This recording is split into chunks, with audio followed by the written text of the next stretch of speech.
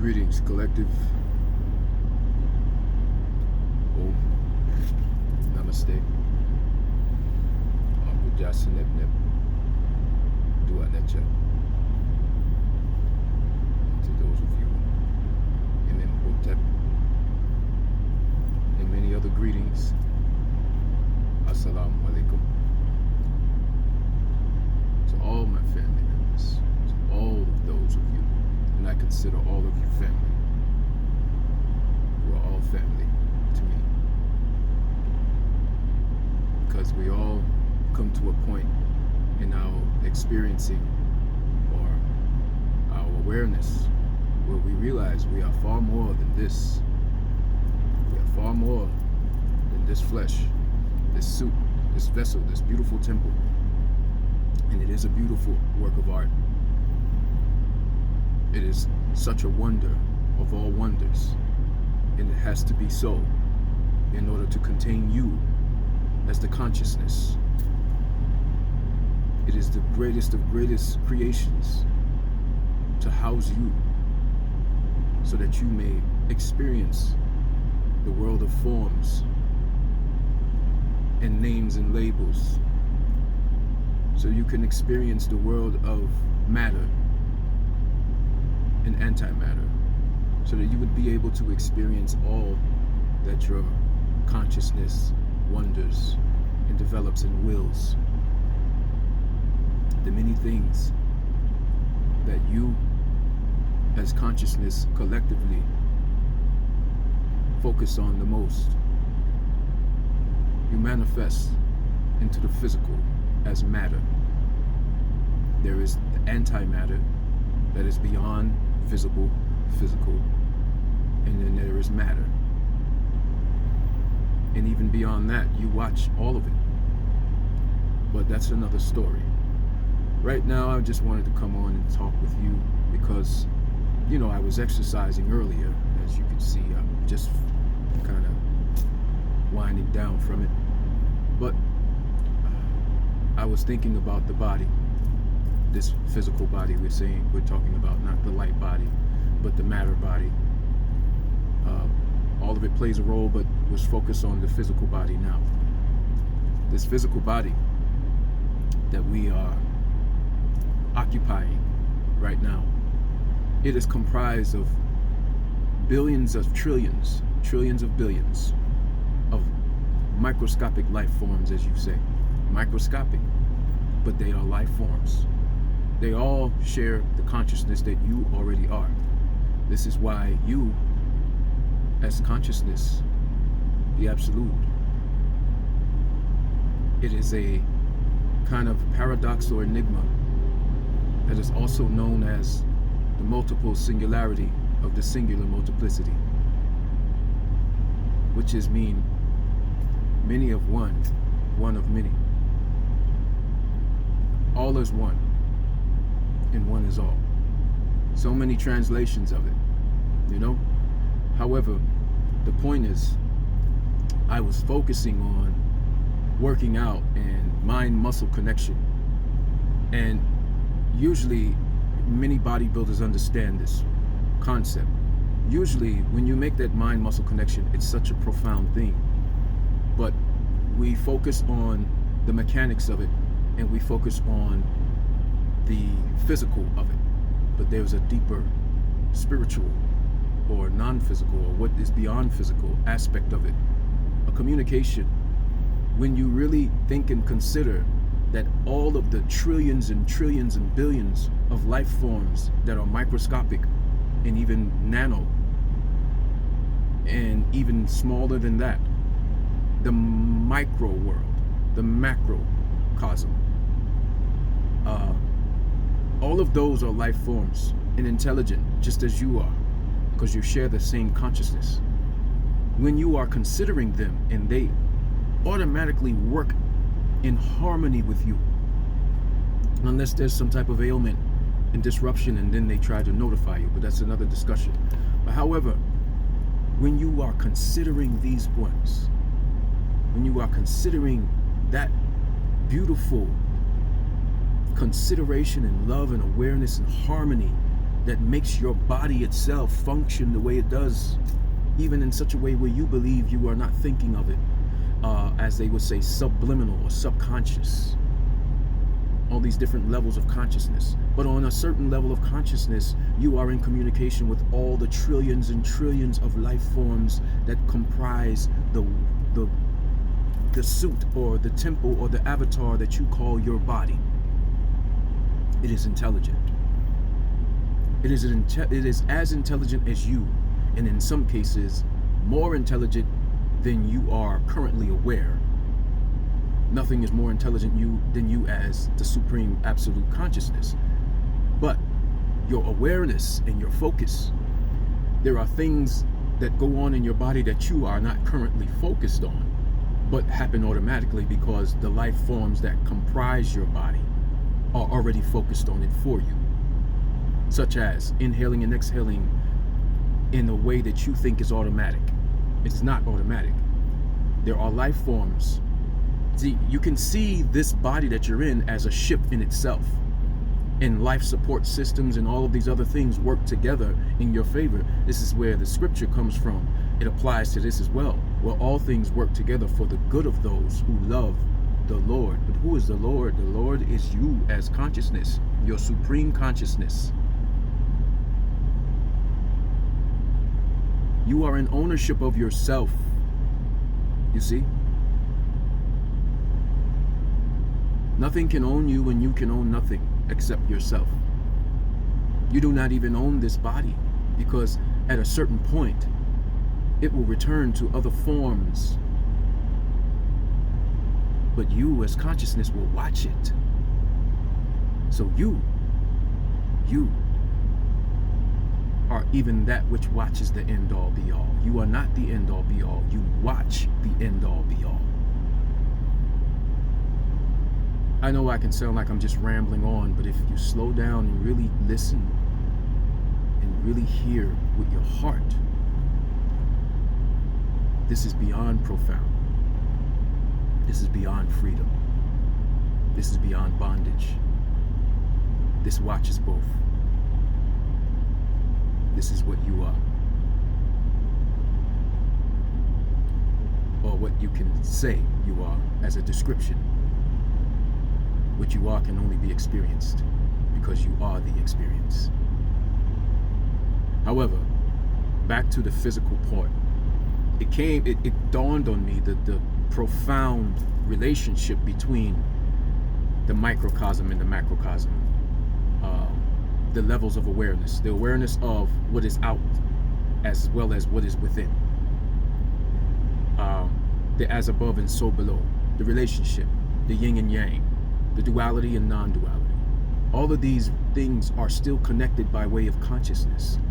And when you begin to just be at peace with yourself, usually I would work out with music that is full of energy and excitement to keep me focused. But this time I worked out. Yesterday I worked out with, I exercised with some meditation music, which was strange.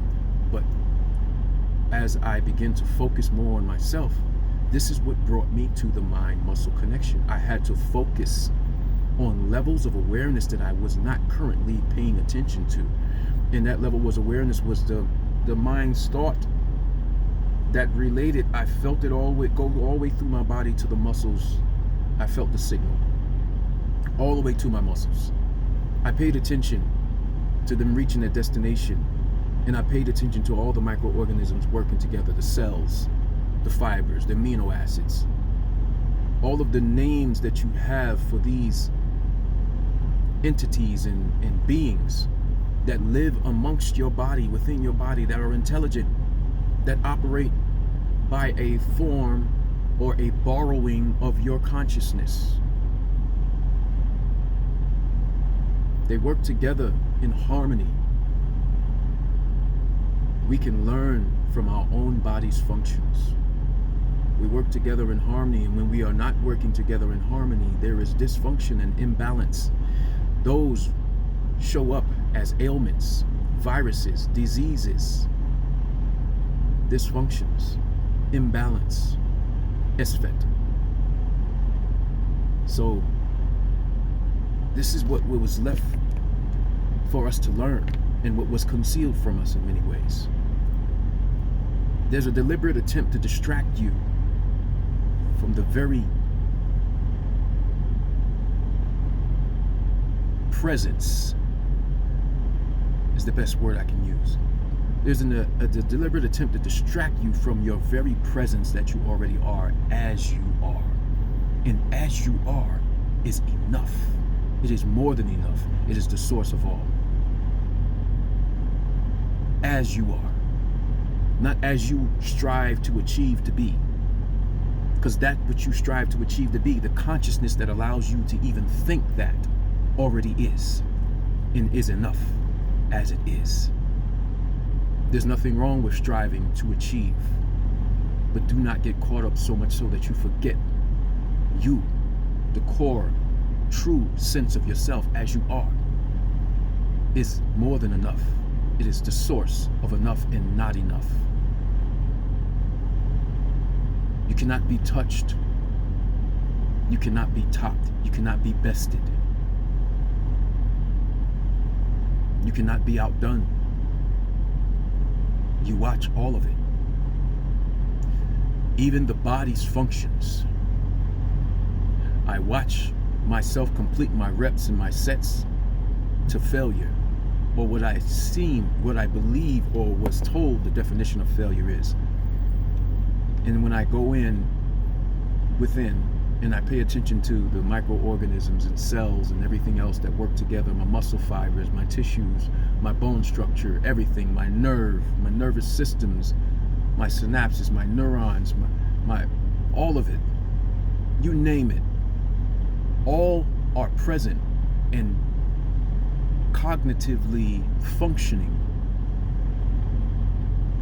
when I become aware of it. So next time when you're working out, just try to focus more on the mind-muscle connection.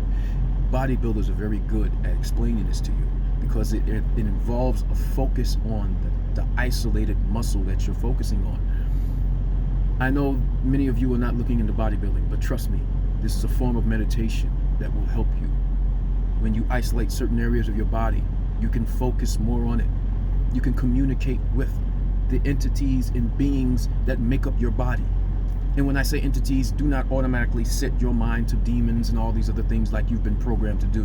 When I say entities, I mean cells. I mean mitochondria. I mean amino acids. I mean all of the mechanisms and so-called robotic organisms, natural, organic robots, as you would say, but not really robots because they have the consciousness that you already are, and they know their purpose, and they fulfill their purpose, and they all do it in a way where they work in harmony with one another. This is something we can learn from our own bodies, from netta, or nature as you call it. This is something we can learn, or as many say, even in the Navajo, the ne.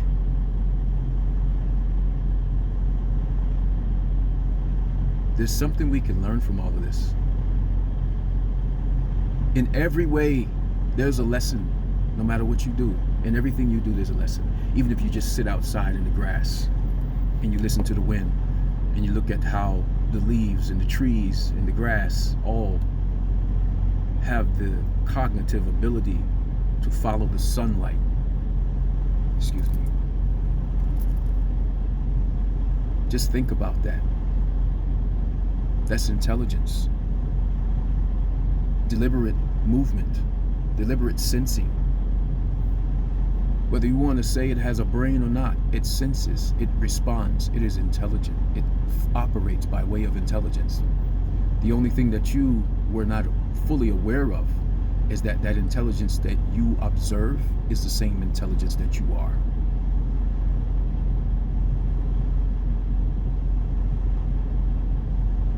You are not the physical thing you're observing, but you are the same as the intelligence that you observe in it.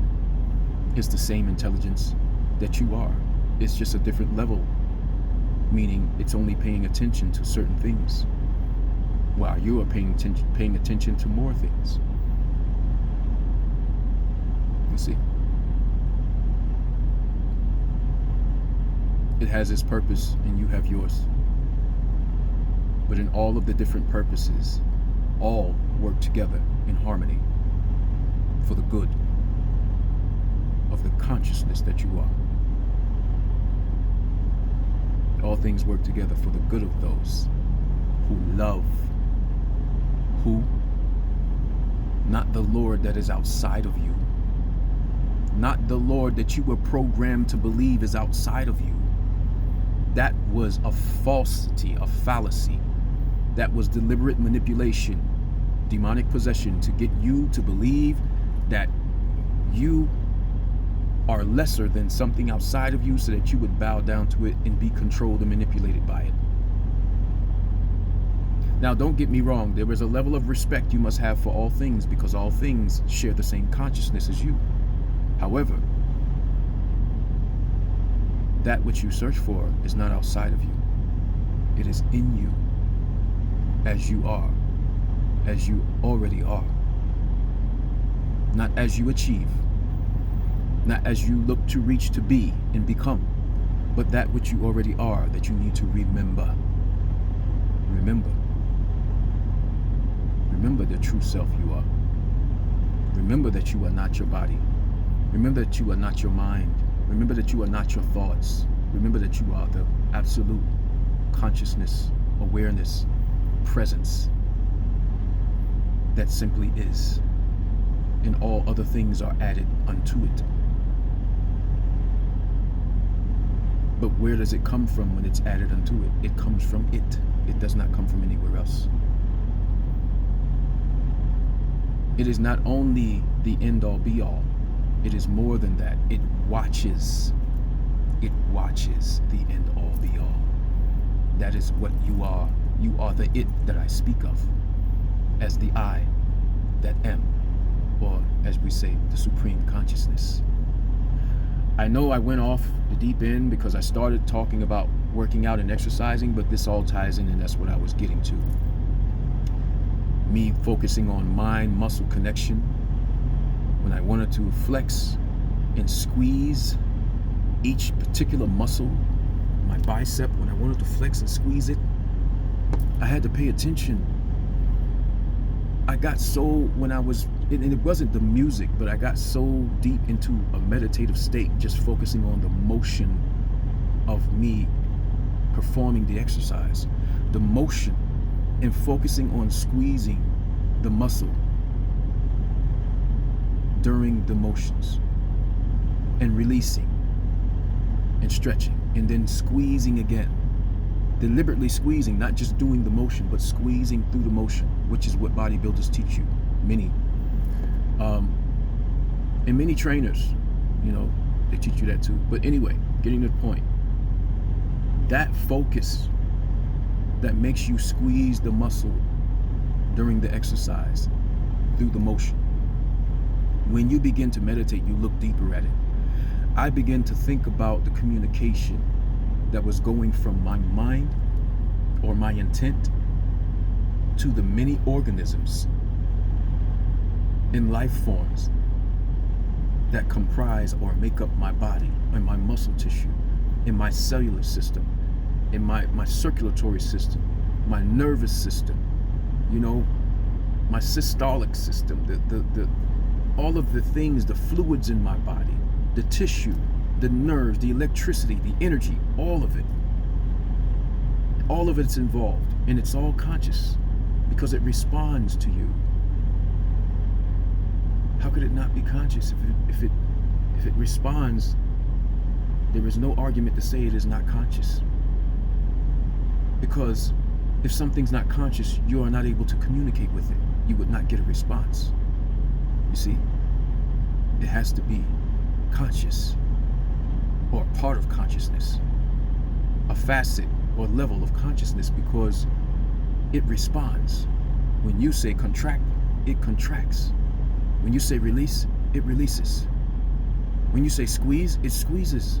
When you say release, it releases. When you say stretch, it stretches. It responds. So it is therefore a part of your consciousness. Therefore, it is a conscious, intelligent being. of many, one of many. You see? E pluribus unum. Multiple singularity of singular multiplicity. However you want to explain it, whatever scientific form or ancient term or just any term that sounds cool or just whatever term you utilize, it is the same. It is the same. It is part of you, the consciousness that you are. Meditate. This goes to show that you can meditate even in your exercises, even in your working out, even in your visits to the gym. When you go through the slow motions, there's something called negatives.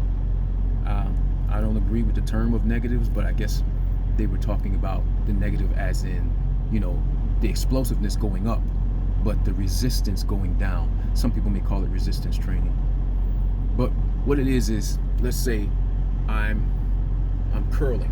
And as I curl, I'm coming up. That's the explosiveness coming up. But as I go down, instead of just dropping it down and going through the next pump, as I come down, I resist. I resist more. I resist more. I resist more. And I slow my progress of coming down. That's what we used to call a negative in the old school. Or if you're doing a bench press and you're pressing up, you're going up. But as you go up, you come, and when you come down, some people just come straight down. But when you go up, you explode up.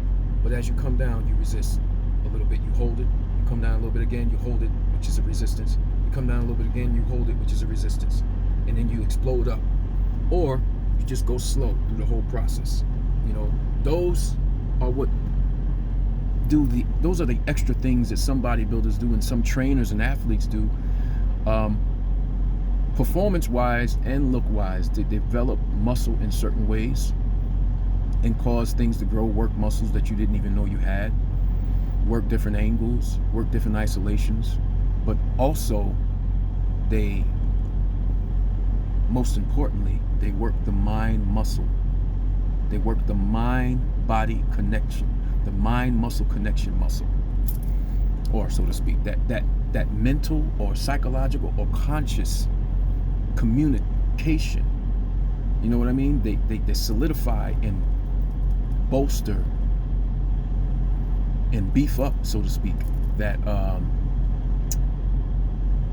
mind-muscle connection channel, or what have you, channel of communication. They strengthen it.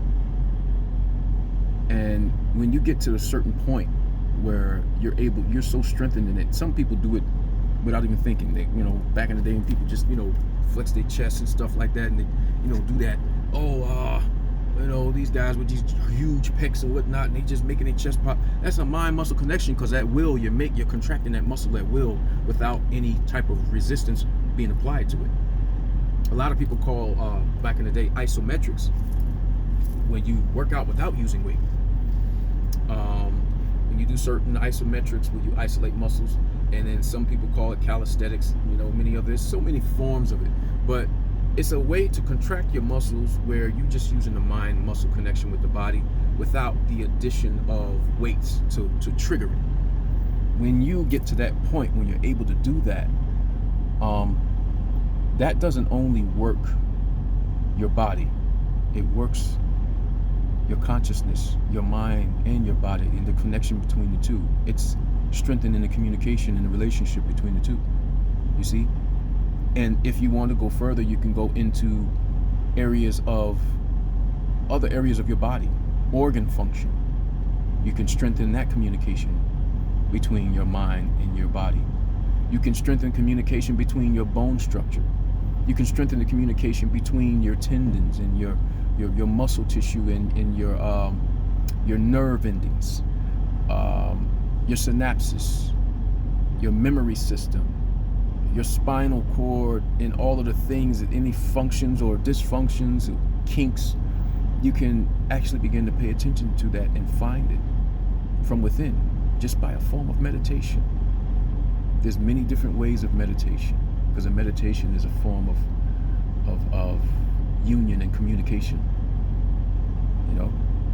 union and harmony.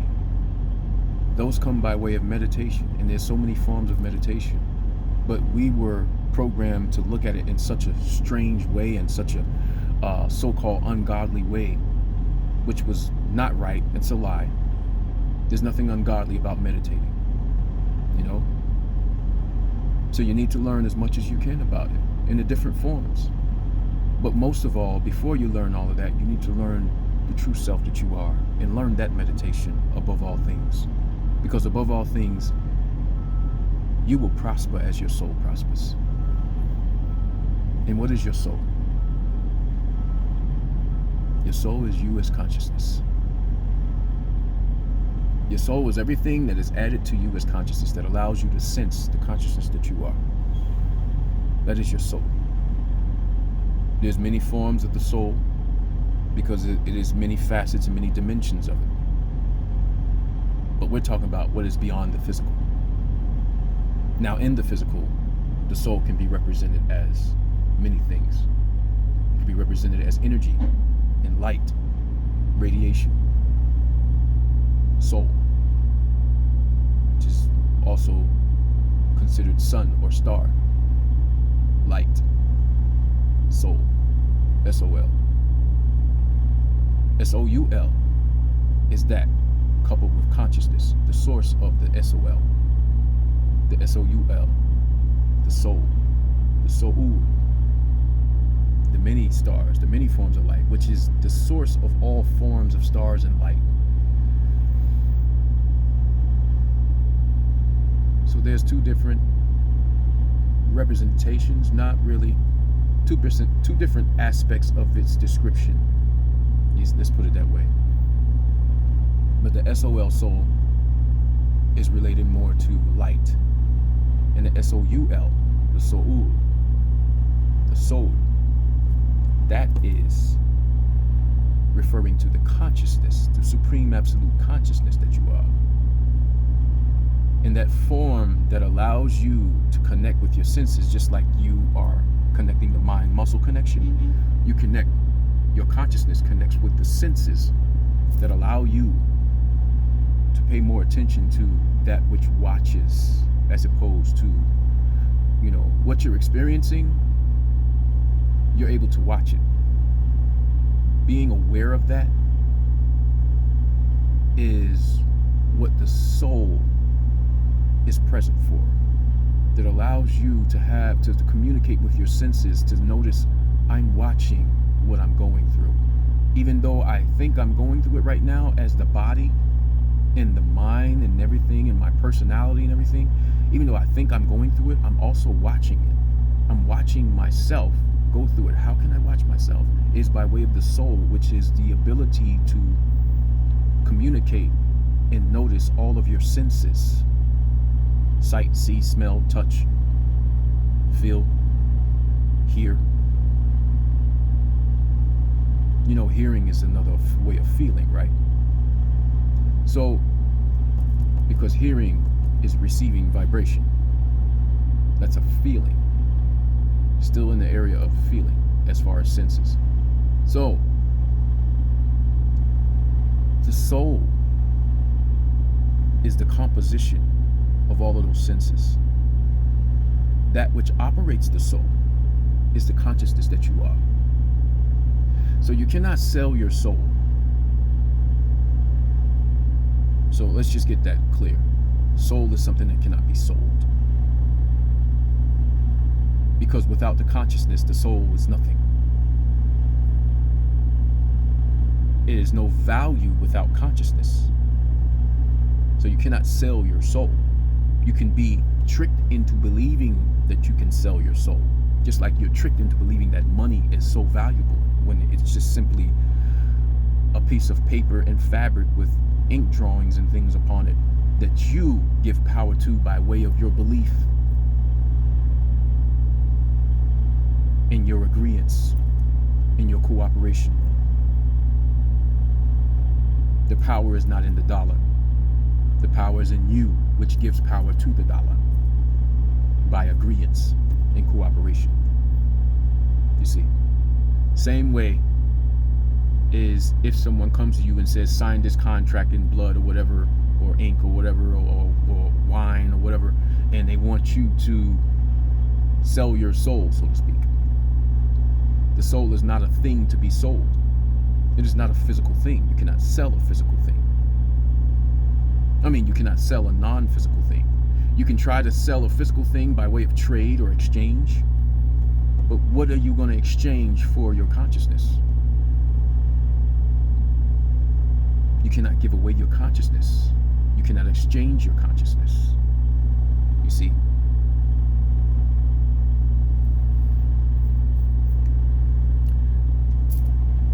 I've gone over 30 minutes, so I don't want to be too long. Anyway, I just wanted you all to know that that's a possible thing, and I was just going through it, and it just revisited today and became even more profoundly clear to me that there's so much more going on than we become aware of, and there's so much to be thankful for. So much to be thankful for. Value your body, collective. Take care of it. Treat it not just as a car or vehicle that you operate, even though it is like a car or vehicle, but it is so special.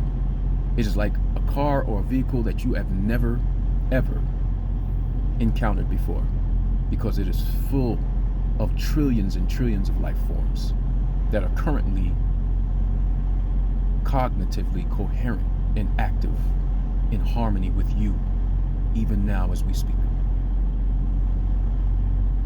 So cherish it, honor it, honor yourself, and honor your body, okay? And show them love as they show you love. Take care of your bodies and your temples, okay? Treat them better, and they will surprise you in how they treat you. You will know no age if you treat them and honor them right. Okay, another thing, I don't want to keep holding you, but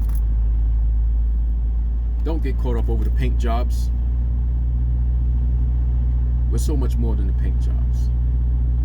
We're so much more. As the consciousness that we are, we are so much more than our paint jobs. Don't get caught up over the paint jobs, okay? Now, many of us, yes, our ancestors, we had to adjust to all the high radiation of the cosmos. So we developed what is called melanin, neuromelanin, what they call dark matter, the absorption of light. We must absorb light in order to travel amongst what you call the cosmos, in the microcosm as well as the macrocosm, in the cosmos outer and in the cosmos inner. See, as above, so below, and as within, so as is out. So just remember, even with all of these things that we're talking about, they're fascinating, but never lose focus, never lose awareness of who and what you truly are. You are the consciousness.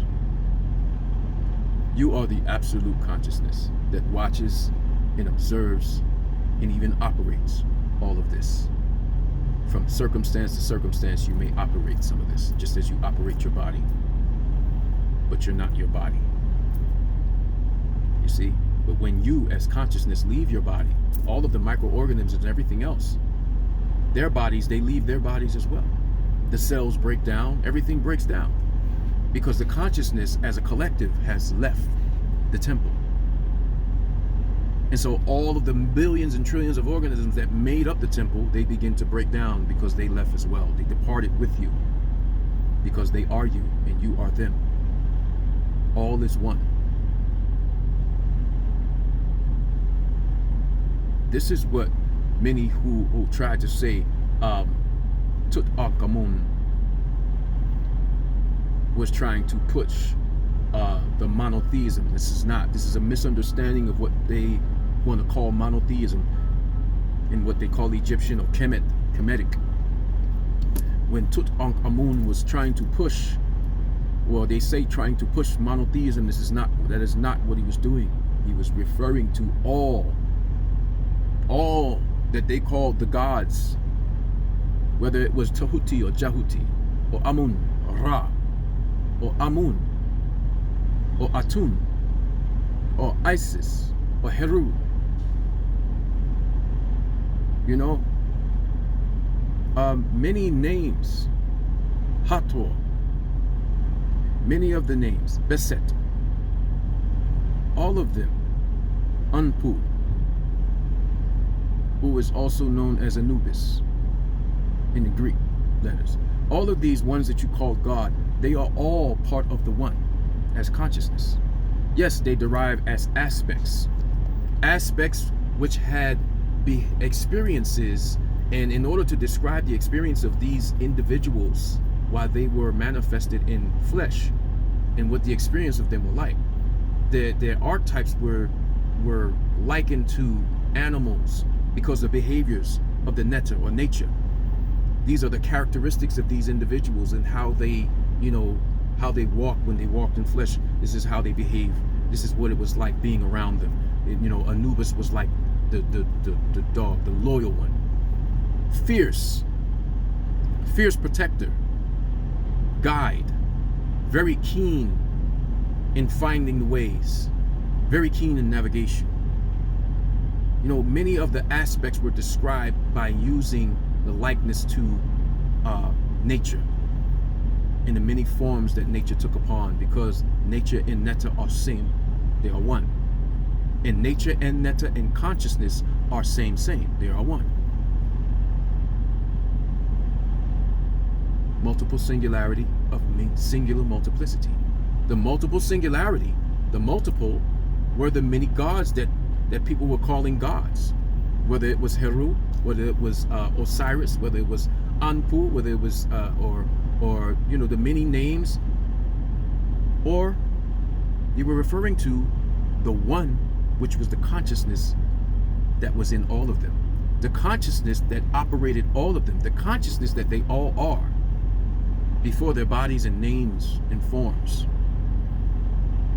which is the oneness that we all are before our bodies and names and forms. We are same. We are the same. And I'm going into 40 minutes. I'm at 37 right now. I'm paying attention. So again, I don't want to overdo it. Again, this is a long video. I'm trying to shorten it, but there's so much to share. Again, I'm not the end all be all. I don't know all as the person I am. But as consciousness, we all have access. When you're able to pay attention, we all have access to all that is, and even that isn't. But you must not enter, so to speak, with ill intent, because you won't exit. Same as it says with Ma'at in the measuring on the scale. You must be as light as the feather or lighter. You cannot enter with ill intent, or you will not exit. There will be no exit for you. But even if you enter with good intent and you are as light as the feather, you will not exit the same way as you entered. All that is not natural will be burned away or devoured. All that is natural will remain in you as your pure consciousness, self. That is what will remain, and that is what will exit.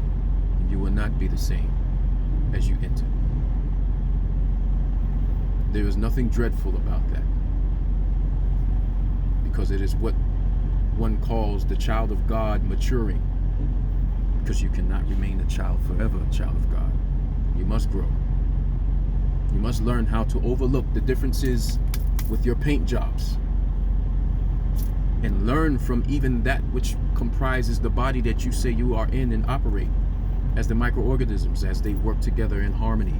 So you are here on this plane called Earth, this realm this planet called Earth to learn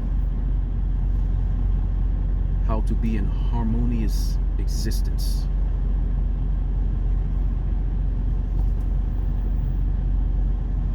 To learn once again what it's like to be in harmony and flourish in harmony, in balance. Wrongs must be made right. Within yourself first, and then elsewhere. But it must start in you first, from within.